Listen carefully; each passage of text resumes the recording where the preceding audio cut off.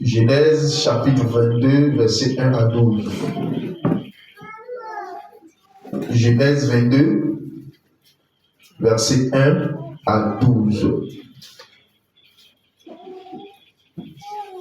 Tu as pris ta Bible? On va se tenir debout, on va lire la parole de Dieu. Et après, on va prier pour le message. Genèse 22, versets 1 à 12. Quelqu'un qui a trouvé peut lire pour nous. Genèse 22, verset 1 à 12. Après ces choses, Dieu mit Abraham à l'épreuve et lui dit, Abraham, et il répondit, me voici. Dieu dit, prends ton fils, ton unique, celui que tu aimes, Isaac, va-t'en au pays de Morija, et là offre-le en holocauste sur l'une des montagnes que je te dirai. Verset 2, non 3. Abraham se leva de bon matin, scella son âme, et prit avec lui 2 serviteurs de son fils Isaac. Il fondit du bois pour l'holocauste et partit pour aller au lieu que Dieu lui avait dit. Le 3e jour, Abraham, levant les yeux, vit le lieu de loin. Et Abraham dit à ses serviteurs, restez ici avec l'âne. Moi et le jeune homme, nous irons jusque là pour adorer. Et nous reviendrons auprès de vous. Verset 6. Abraham prit le bois pour l'holocauste, le chargea sur son fils Isaac, et porta dans sa main le feu et le couteau. Et ils marchèrent tous deux ensemble.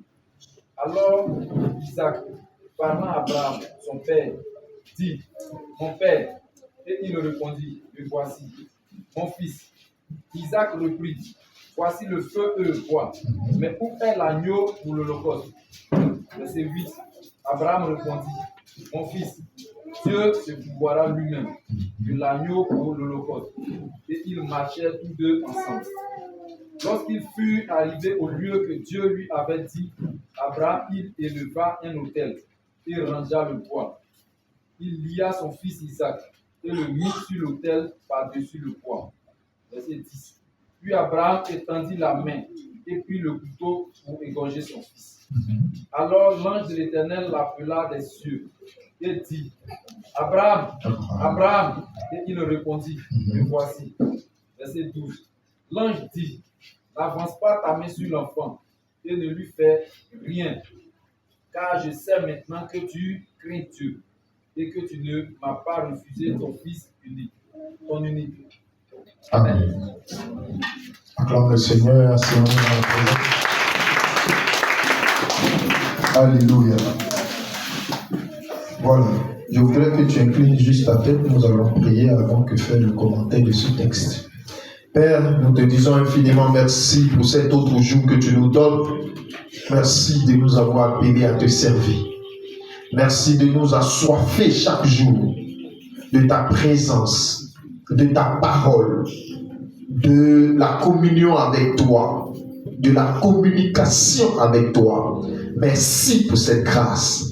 Conduis-nous dans cet élan et nous prions que tu disposes l'entendement de tes enfants à l'écoute de ta parole, à la prise de décisions importantes, en l'enracinement de la foi.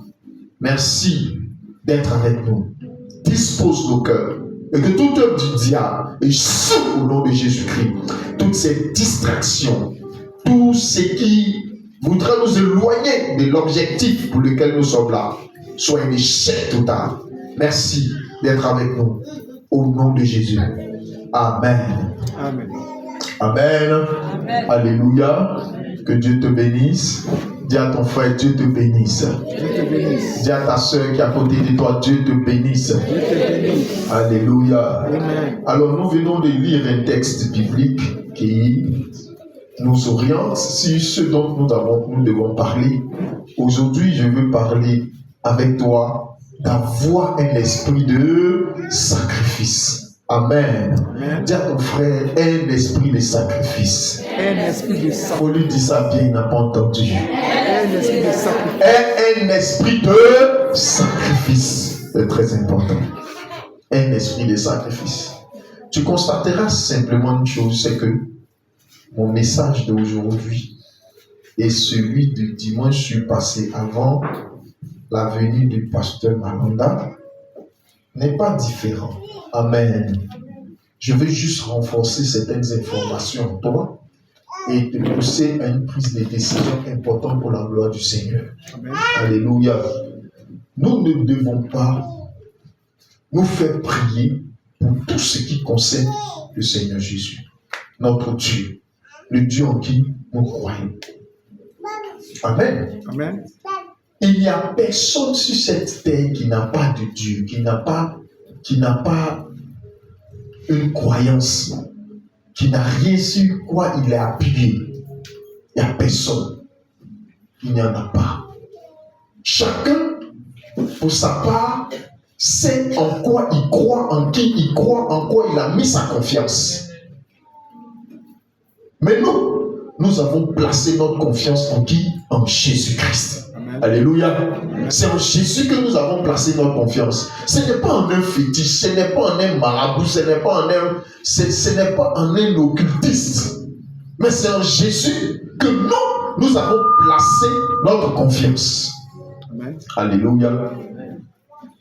Et nous voulons suivre l'exemple de ceux qui ont placé leur confiance en Jésus. Exemple d'Abraham. Dieu parle à Abraham. Abraham se présente comme étant l'ami de Dieu. Celui à qui Dieu parle. Celui avec qui Dieu marche pour la première fois. Dieu le sort de la maison de son père, de la maison de l'idolâtrie, et Dieu lui ferait un chemin. La première fois que Dieu le rencontre, il lui dit: Abraham, sors de la maison de ton père, et je vais te montrer une patrie dans laquelle tu vas aller. Dieu le fait sortir, et il commence à le faire marcher dans une incertitude. Il ne sait pas où il va. Il devait juste sortir et marcher. Et quelque temps après, Dieu allait nous montrer un lieu où il allait partir. Alors qu'Abraham avait déjà pris ses bagages. Il avait effectué tout un déménagement. Il a pris sa femme. Il a pris son neveu Lot. Il a pris ses serviteurs. Tous ceux qui étaient attachés à lui. Et ils ont commencé à marcher sans destination fixe. Alléluia. Amen. C'est là que l'esprit de sacrifice d'Abraham a commencé. Marcher sans savoir où on va, c'est un esprit de sacrifice. Il a abandonné, je ne sais pas, tout le confort qu'il pouvait avoir chez son papa. Parce que chez son papa, il ne dormait pas à la belle étoile. Ils étaient dans une maison. Ils étaient dans le patrimoine familial. Et Abraham, un bon matin, il fait une réunion de famille. Il convoque son papa, il convoque ses frères, il convoque tout le monde. Et il dit: bon, moi je m'en vais. On lui demande: tu vas où? Il n'a pas de lieu. Il ne peut pas dire avec précision: je vais dans tel endroit ou dans un autre endroit. Ou dans tel autre endroit. Il n'a pas de précision. Il dit: de toute façon, je m'en vais. J'ai entendu la voix de l'Éternel des armées me disant: va, lève-toi, sors de ta patrie, sors de la maison de ton père et commence à partir. Je vais te montrer un lieu où tu vas aller. Abraham s'est sacrifié. Il a tout laissé et il a marché jusqu'à ce que le Seigneur lui montre un lieu nouveau. Arrivé dans ce lieu nouveau-là, il a prié Dieu de tout son cœur, de toute son âme, pour avoir ne serait-ce qu'un enfant. Cette attente-là a fait basculer Abraham dans tout et n'importe quoi. De sorte que sa femme conclut un marché avec son mari pour que lui, il puisse aller vers Agar qui est sa servante. Ce qui n'était même pas dans le plan de Dieu. Alléluia. Amen. Il passe par ces zones de turbulence là jusqu'à ce qu'il retrouve la stabilité. Et Dieu, maintenant, lui dit que tu vas avoir ton enfant. Celui que moi,